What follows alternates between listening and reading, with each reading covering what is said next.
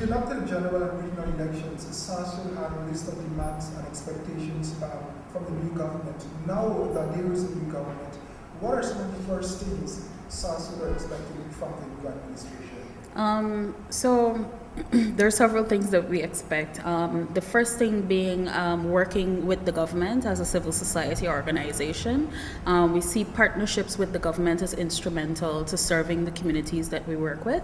And in partnering with the government, we'd want to look specifically at things like constitutional law reform, repeal or removal of discriminatory laws and policies. That was Chalona Providence, social change coordinator of the Society Against Sexual Orientation and Discrimination, Sasod.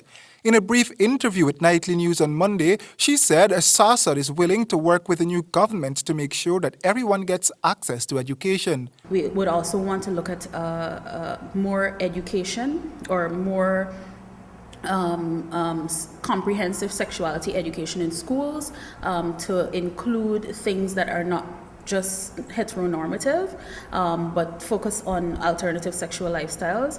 We'd also want to look at employment and entrepreneurship for LGBTI youth particularly.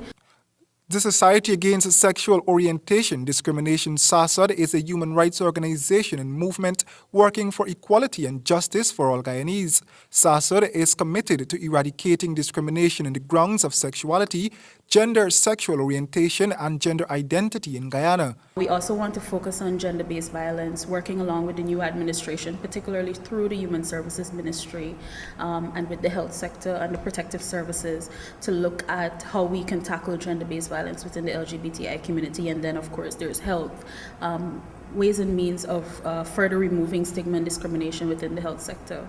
Royden James for HGP Nightly News.